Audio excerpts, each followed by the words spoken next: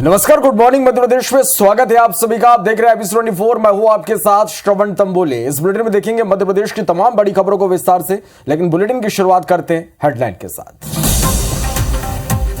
प्रयागराज में अतीक और अशरफ की हत्या, अरुण मौर्य सनी लवलेश ने चलाई गोली। यूपी में हाई अलर्ट, सभी जिलों में धारा 144 लागू।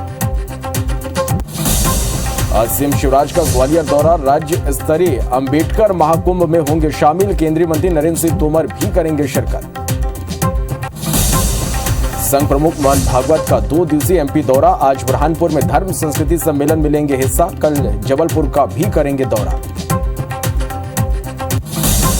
बीजेपी विधायक वीरेंद्र रघुवंशी को अज्ञात नंबर से मिली जान से मारने की धमकी। विधायक ने थाने में दर्ज कराई शिकायत, नंबर एक महिला के नाम पर रजिस्टर्ड।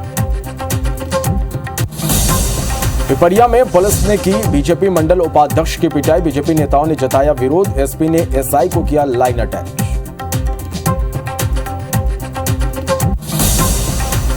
और मध्य प्रदेश में कोरोना ने पकड़ी रफ्तार, 24 घंटे में 39 नए मरीज आए सामने।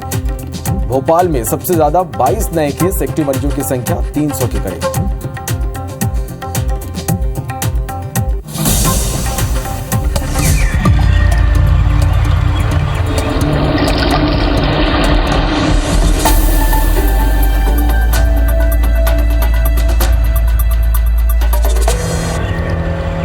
मध्य प्रदेश की खबरों को विस्तार से देखते हैं। संघ प्रमुख मोहन भागवत का मध्य प्रदेश दौरा, आज और कल बुरहानपुर में भागवत रहेंगे। धर्म संस्कृति सम्मेलन में हिस्सा लेंगे। कल आरएसएस के नए दफ्तर का उद्घाटन करेंगे। तो बड़ी खबर, संघ प्रमुख मोहन भागवत मध्य प्रदेश के दौरे पर आ रहे हैं। आज और कल बुरहानपुर में रहेंगे, धर्म संस्कृति सम्मेलन में हिस्सा लेंगे। कल आरएसएस के नए दफ्तर का उद्घाटन करेंगे।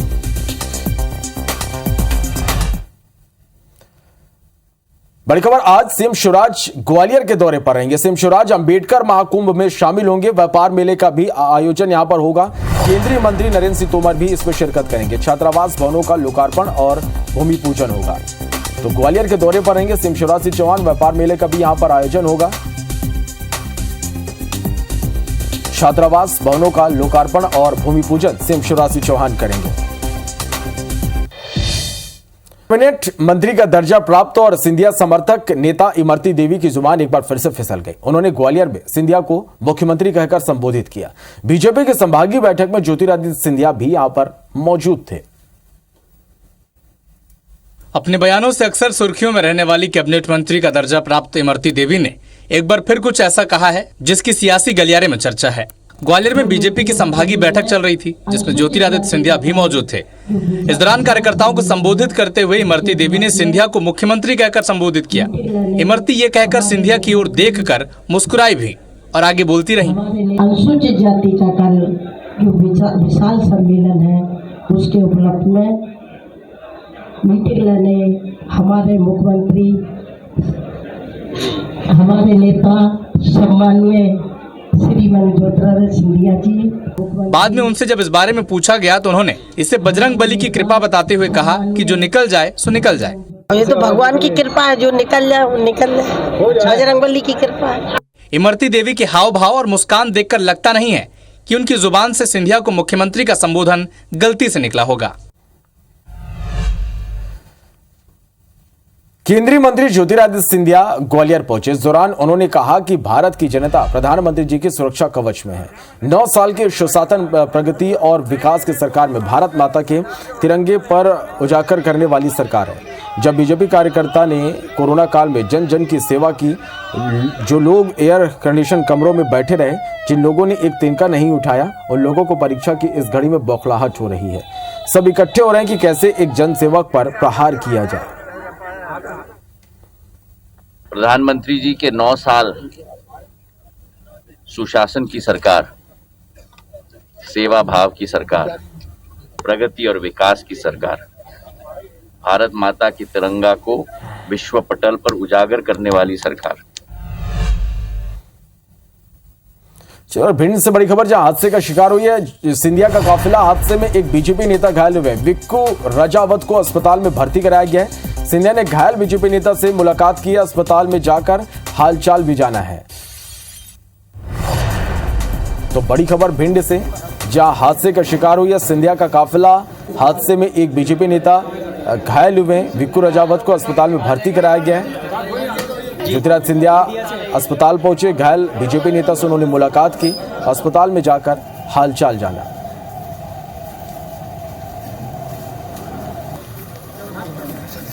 तो विक्कू रजावत को चोटें आई हैं, अस्पताल में भर्ती कराया गया है। ज्योतिराज सिंधिया का काफिला हादसे का शिकार हुआ है। ज्योतिराज सिंधिया ने घायल बीजेपी नेता से अस्पताल पहुंचकर उनसे मुलाकात की।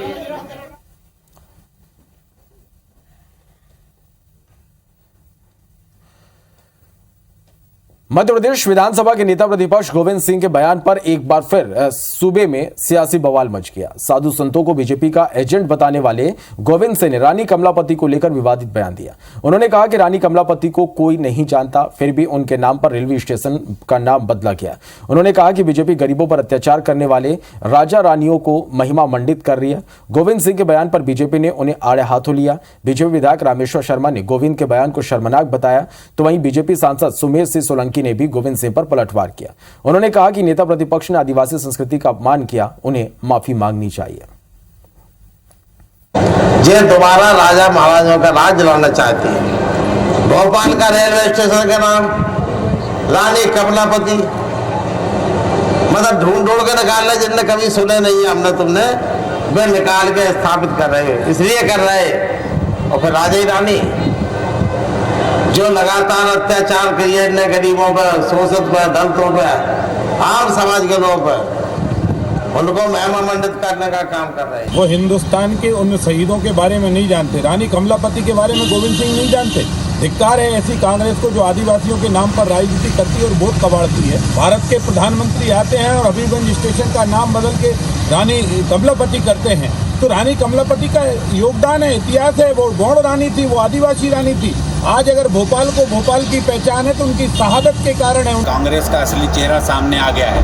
कांग्रेस आदिवासी विरोधी है। डॉक्टर गोविंद सिंह जी, मध्य प्रदेश के और देश के आदिवासियों से आपको माफी मांगना चाहिए। इससे पता चलता है कि कांग्रेस की मानसिकता क्या है। राष्ट्रीय स्वयंसेवक संघ के प्रमुख मोहन भागवत आज 2 दिवसीय दौरे पर बुरहानपुर आ रहे हैं। संघ प्रमुख के दौरे को लेकर तैयारियां पूरी कर ली गई है। भागवत बुरहानपुर में मौजूद जगत गुरु गोविंद नाथ महाराज की समाधि के जीर्णोद्धार के काम की शुरुआत करेंगे। इसके बाद वो धर्म संस्कृति सम्मेलन को भी संबोधित करेंगे। जो गोविंद नाथ महाराज जी की समाधि है और ये 300 वर्ष पुरानी पूर्व की समाधि है। यहाँ पर पूज्य गोविंद नाथ जी ने जीवन समाधि यहाँ पर ली है। और डॉक्टर हेडगेवार जी जो संघ के संस्थापक है, उन्होंने इसका जीर्णोद्धार कराया था 1918 में। लेकिन उसके बाद में 1918 से के बाद में यहाँ पूजन पाठ होता रहा। फिर 1962 में जो ताप्ती की बाढ़ आई, उस बाढ़ में यह पूरा मठ क्षतिग्रस्त हुआ। मध्य प्रदेश में राष्ट्रीय स्वयंसेवक संघ के अंदरूनी सर्वे पर सियासत जारी है। कांग्रेस का आरोप है कि बीजेपी और संघ के सर्वे में पार्टी के आधे से ज्यादा विधायक अनफिट पाए गए, जबकि 20 से 25 विधायक डेंजर जोन में। हालांकि एमपी में बीजेपी ने सर्वे से इनकार नहीं किया। पार्टी के प्रदेश मंत्री रजनीश अग्रवाल ने माना कि पार्टी ने विधायकों का सर्वे कराया और सर्वे रिपोर्ट प्रदेश प्रभारी मुरलीधर राव को भेजी गई। लेकिन फिलहाल बीजेपी ने सर्वे रिपोर्ट में किसी भी तरह के खतरे से इनकार किया। कांग्रेस का आरोप है कि बीजेपी सर्वे में फेल हुए विधायकों को बचाने के लिए लगातार मंथन कर रही है। खबर है कि कांग्रेस ने भी अपने सर्वे करवाए, जिसमें कांग्रेस के 20 विधायक खतरे में बताए गए थे। दोनों ही पार्टियां अपने अपने सर्वे को ध्यान में रखकर आगे की चुनावी योजना बनाने में जुटी हुई है। भारतीय जनता पार्टी में सर्वे अगर होता भी है तो उसे आम करने का कोई कारण बनता नहीं है, नेतृत्व के समक्ष मौजूद होता है। मैं इससे इनकार तो नहीं करूंगा कि हमारे यहाँ सर्वे नहीं होते, सर्वे हमारे होते हैं और कई बार हमारे नेता भी इस बारे में बहुत स्पष्ट तौर पर कह भी चुके हैं। लेकिन सबसे अच्छा सर्वे तो हमारा कार्यकर्ता देता है।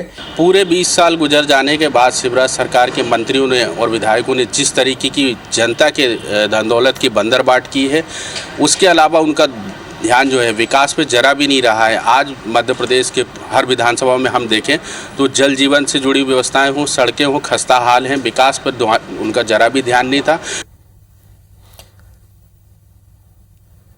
बढ़ते आगे प्रभारी मंत्री महेंद्र सिंह सिसोदिया शिवपुरी पहुंचे। यहां उन्होंने कलेक्ट्रेट में विकास कार्यों की समीक्षा की।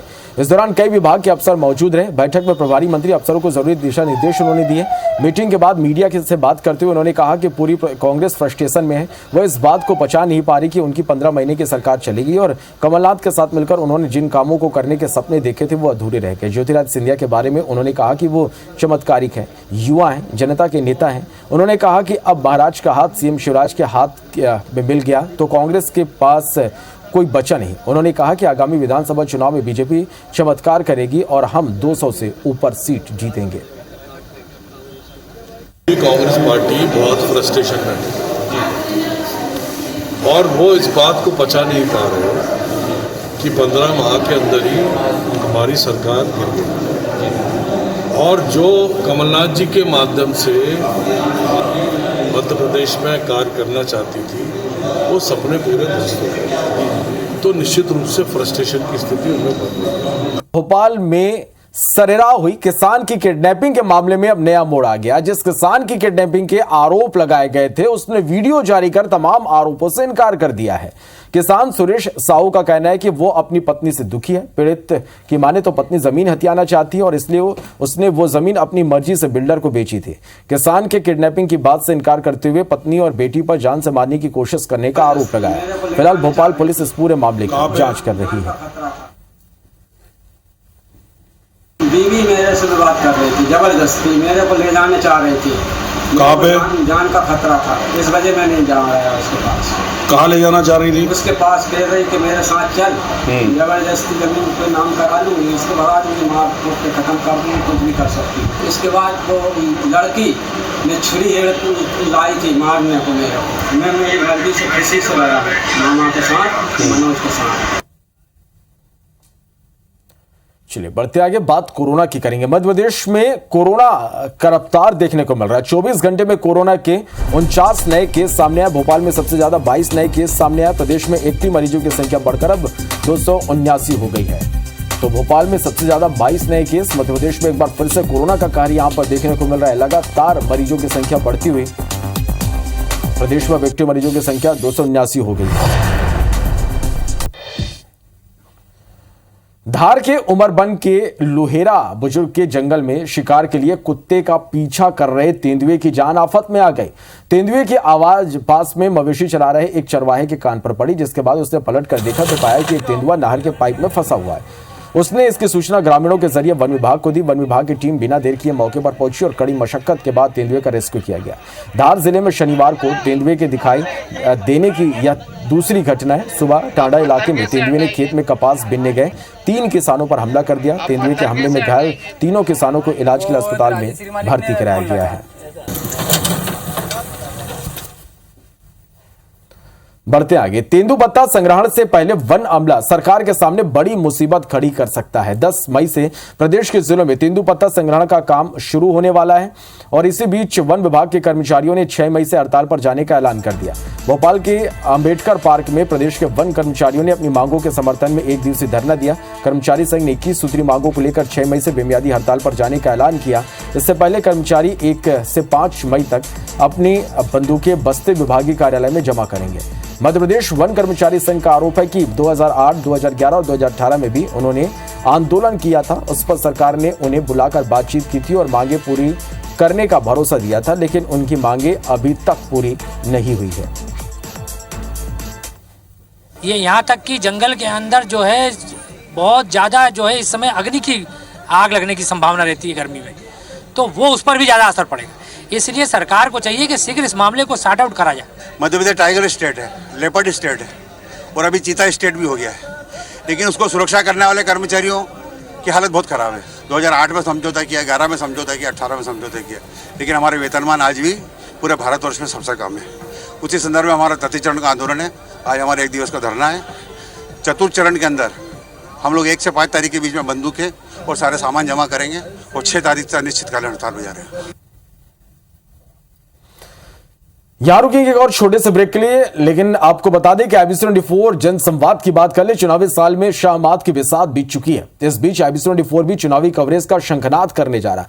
महा कवरेज की शुरुआत होगी मध्य प्रदेश के ग्वालियर चंबल संभाग से, जहां मंच होगा हमारा, मुद्दे होंगे आपके और जवाब देंगे छत्रप, जो एक साथ एक मंच पर जमा होंगे। जानेंगे उनसे क्या है उनकी तैयारी, मिशन 23 के लिए क्या है उनका मास्टर प्लान। देखिए हमारे साथ जनसंवाद दोपहर 2 बजे से लगातार।